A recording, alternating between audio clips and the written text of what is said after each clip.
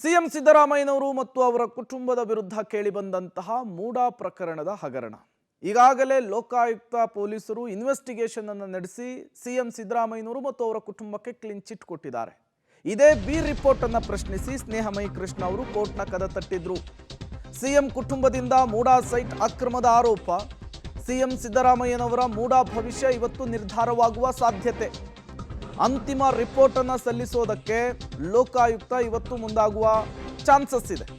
ಇವತ್ತು ಜನಪ್ರತಿನಿಧಿಗಳ ಕೋರ್ಟ್ನಿಂದ ಆದೇಶವೂ ಕೂಡ ಹೊರಬೀಳಬಹುದು. ಬಿ ರಿಪೋರ್ಟ್ ವಜಾ ಆಗುತ್ತಾ, ಎಕ್ಸೆಪ್ಟ್ ಆಗುತ್ತಾ, ಇವತ್ತು ಭವಿಷ್ಯ ನಿರ್ಧಾರವಾಗುತ್ತೆ. ಮಧ್ಯಂತರ ವರದಿಯ ಮೇಲೆ ಆದೇಶವನ್ನು ಕೊಡೋದಾಗಿ ನ್ಯಾಯಾಧೀಶರು ಹೇಳಿದ್ರು. ಈವರೆಗಿನ ತನಿಖಾ ವರದಿಯನ್ನು ಕೊಡುವಂತೆ ಕೋರ್ಟ್ ಸೂಚನೆಯನ್ನು ಕೊಟ್ಟಿತ್ತು. ಕೋರ್ಟ್ನ ಸೂಚನೆಯ ಮೇರೆಗೆ ಇವತ್ತು ಮುಚ್ಚಿದ ಲಕ್ಕೋಟೆಯಲ್ಲಿ ಕೇಸ್ ಡೈರಿಯನ್ನು ಲೋಕಾಯುಕ್ತ ಪೊಲೀಸರು ಕೋರ್ಟ್ಗೆ ಸಬ್ಮಿಟ್ ಮಾಡ್ತಾರೆ. ಮೂಡಾ ತನಿಖೆಯ ವರದಿಯನ್ನು ಇವತ್ತು ಸಲ್ಲಿಕೆ ಮಾಡುತ್ತಾ ಲೋಕಾಯುಕ್ತ ಪೊಲೀಸರ ಟೀಮ್ ಅನ್ನೋದು ಪ್ರಶ್ನೆ ಇದೆ. ಬಟ್ ಈಗಾಗಲೇ ಬಿ ರಿಪೋರ್ಟನ್ನು ಸಲ್ಲಿಕೆ ಮಾಡಿರುವಂಥದ್ದು. ಸಿಎಂ ಸಿದ್ದರಾಮಯ್ಯನವರಿಗೆ ಅವರ ಕುಟುಂಬಕ್ಕೆ ಕ್ಲೀನ್ ಚಿಟ್ ಕೊಡುವಂತಹ ಕೆಲಸ ಆಗಿದೆ.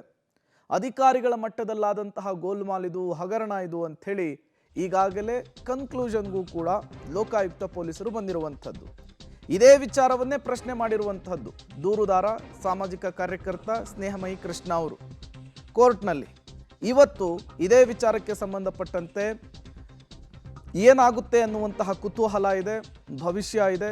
ಒಂದು ವೇಳೆ ಬಿ ರಿಪೋರ್ಟನ್ನು ಕೋರ್ಟ್ ಎಕ್ಸೆಪ್ಟ್ ಮಾಡಿದ್ದೇ ಆದರೆ, ಸ್ವೀಕೃತಿ ಮಾಡಿದ್ದೇ ಆದರೆ ಸಿಎಂ ಸಿದ್ದರಾಮಯ್ಯನವರು ನಿರಾಳರಾಗ್ತಾರೆ, ಬಿಗ್ ರಿಲೀಫ್ ಸಿಕ್ಕಂತಾಗುತ್ತೆ.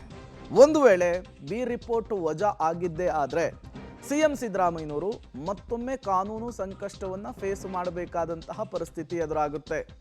ಹಾಗಾಗಿ ಇವತ್ತಿನ ಈ ಭವಿಷ್ಯ ಏನಾಗುತ್ತೆ, ಇವತ್ತಿನ ನಿರ್ಧಾರ ಏನಾಗಿರುತ್ತೆ ಅನ್ನುವಂತಹ ಚಿತ್ತ ಸಹಜವಾಗಿಯೇ ಇದೆ, ಕುತೂಹಲ ಸಹಜವಾಗಿಯೇ ಇದೆ.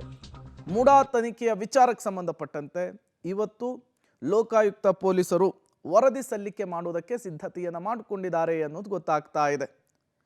ಈ ವರದಿ ಸಲ್ಲಿಕೆಯ ನಂತರ ಕೋರ್ಟ್ನ ಸೂಚನೆ, ಆದೇಶ ಏನಾಗಿರುತ್ತೆ ಅನ್ನುವಂತಹ ಕುತೂಹಲ ಸಹಜವಾಗಿಯೇ ನಿರ್ಮಾಣವಾಗ್ತಾ ಇದೆ. ಇವತ್ತೇನೆ ಆದೇಶ ಹೊರಬೀಳುತ್ತಾ ಅಥವಾ ಮತ್ತೊಂದು ದಿನಾಂಕವನ್ನು ಕೋರ್ಟ್ ಕೊಡುತ್ತಾ, ಇವತ್ತು ಮಧ್ಯಾಹ್ನದಷ್ಟೊತ್ತಿಗೆ ಗೊತ್ತಾಗುತ್ತೆ. ಮಧ್ಯಂತರ ವರದಿಯನ್ನು ನೋಡಿ ನಾವು ಆದೇಶವನ್ನು ಕೊಡ್ತೇವೆ ಅಂಥೇಳಿ ಈ ಹಿಂದೆ ಕೋರ್ಟ್ ಸ್ಪಷ್ಟವಾಗಿ ಹೇಳಿತ್ತು.